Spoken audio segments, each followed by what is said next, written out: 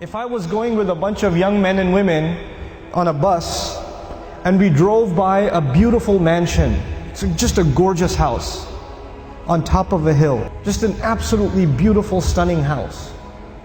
And the driveway into the house, there's a gorgeous car parked outside. And on the back of the house, there's this incredible backyard and a swimming pool and all of it. I mean, whatever you can imagine is there. It's like it's a piece of Jannah on earth. And you see the guy walking into his house. We're driving on this bus and we see this guy walking into his house. And I asked these young men and women, do you think that guy's successful? Do you think he's successful? Overwhelmingly, what is going to be the response? Yeah, that's pretty successful. And the guy, look at him. Look at what he's accomplished in life. That's a pretty successful person. Okay.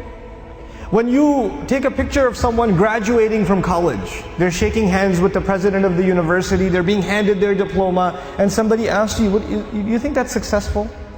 What are people going to say? You know, it's going to be Muslims and non-Muslims. Everybody's going to say that that is a kind of what? Success. When somebody gets a job, is that a kind of success? Sure. We congratulate people when they get a job. When somebody buys a house, when somebody starts a business, when somebody gets a new car, when somebody gets married, when people accomplish things in life, then we celebrate them because these are different kinds of small and big successes. Isn't that true? So the bus keeps driving and we see a man, a homeless man, who's living in a cardboard box on the street. And he looks like he's wearing clothes from a couple of years.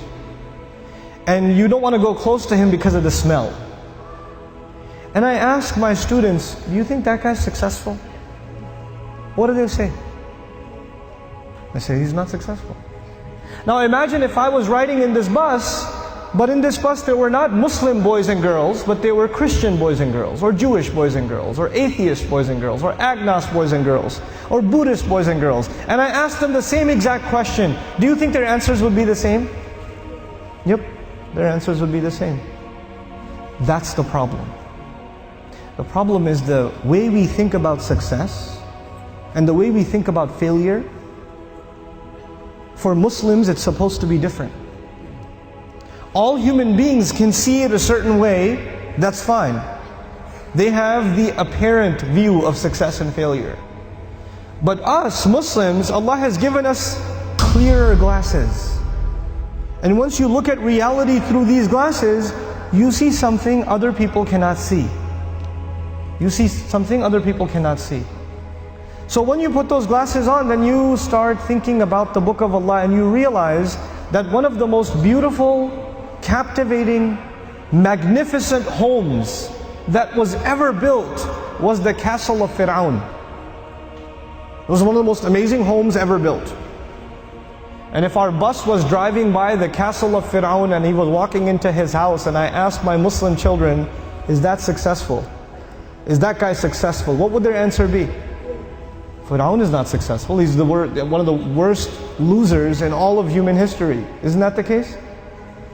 What was the second kind of person we ran into? There was one guy walking into a mansion. What was the other guy? He was a homeless guy. Okay. Ibrahim alayhi salam was kicked out of his house. He was told to leave the house. So he's homeless. Well, was he successful? He was. Actually, he's one of the most successful human beings that ever lived.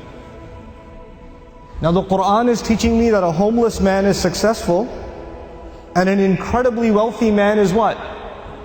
A failure. You know what the Quran is teaching me? The Quran is teaching me that success has nothing to do with wealth. And failure has nothing to do with poverty. Success and failure are different concepts for us than they are for everybody else.